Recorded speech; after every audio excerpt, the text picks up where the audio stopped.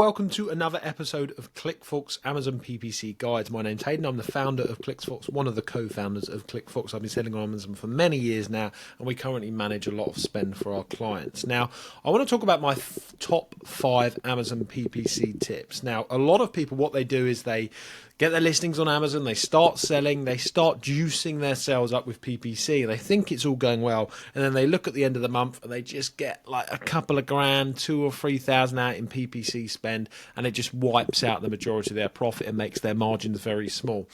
There is ways that you can help increase your conversion rate, therefore lowering your ACOS and lowering your TACOS. That's what I'm going to dive into in this video. So let's go through my top 5 tips. Now, if you do want to start working with our agency, which is manages affordably your PPC spend, hit the email below and we can give you a free account audit just to check what your situation is, see if we can help. If not, you'll get a load of free guidance.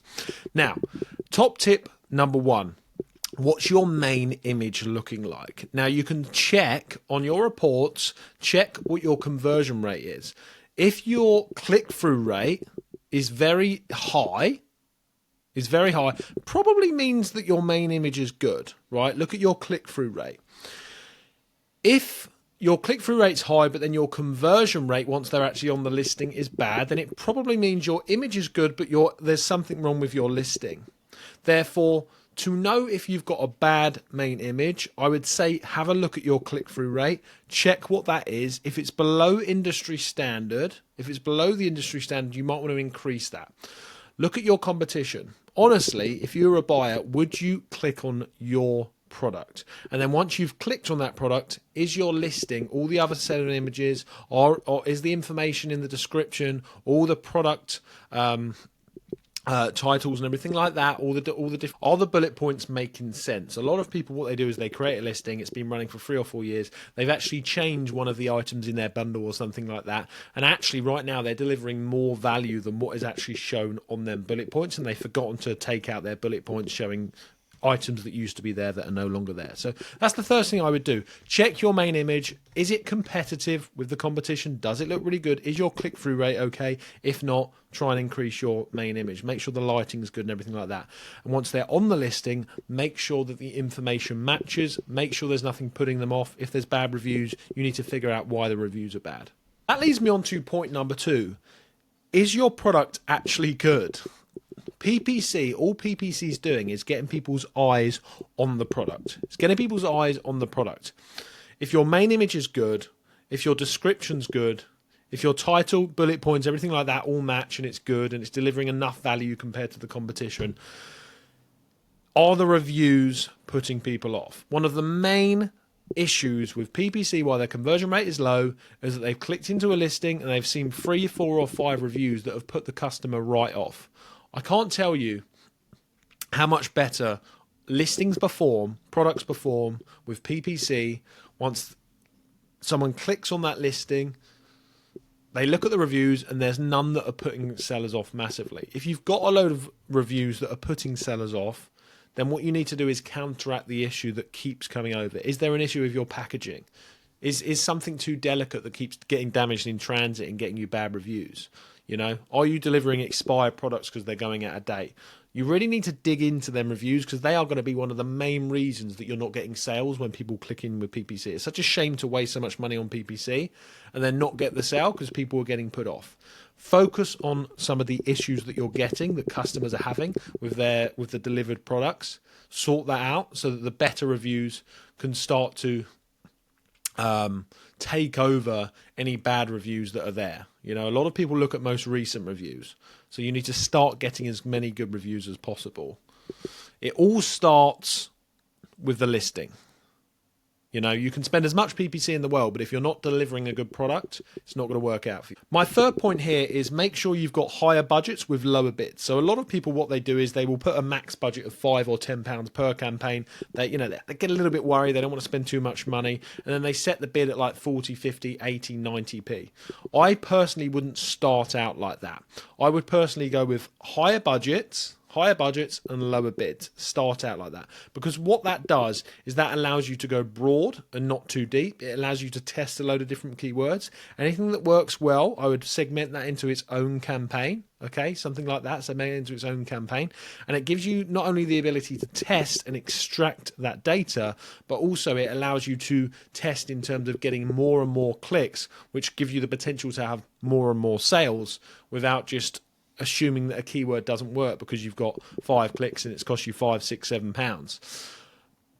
£7. Amazon generally, if it's a competitive keyword, they'll eat up most of your budget. So make sure that whatever you're setting it to does make sense for you financially and you can afford it.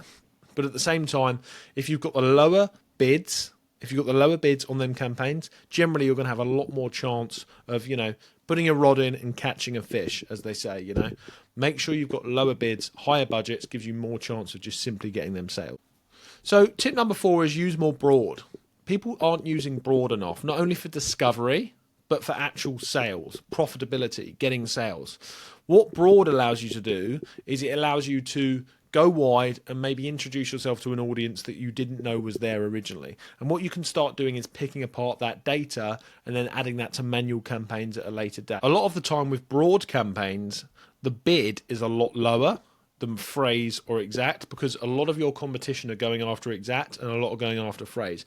With the broad, it allows you to potentially reach the same customer, whether that's, middle of the search page, whether that's the bottom of the page, whether that's on product competitors showing up all over different areas.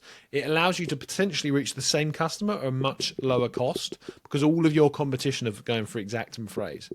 Use more broad, test more broad, and if it goes really well, start putting single keywords or a couple of keywords into broad. And then if it goes really well, maybe then start doing lower bids and higher budgets on them well-performing broad campaigns, broad keywords, right? Use more broad, test more broad. Broad works really well. Broad.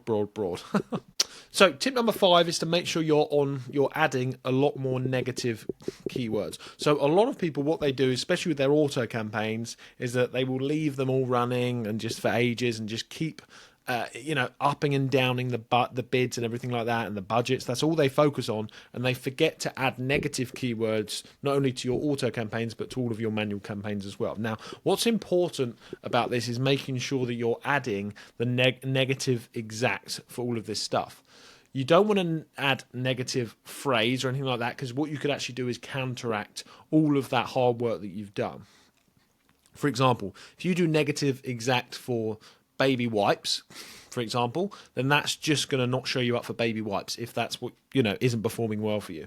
If you do phrase and you do negative and you do baby wipes, that could not show you up for some of the keywords that you're getting amazing results for. So a lot of the time people don't realize that, and they end up getting really bad results or not getting conversions on their best keywords because they've not on purpose, but they've accidentally added it to negative phrase on their negative keywords.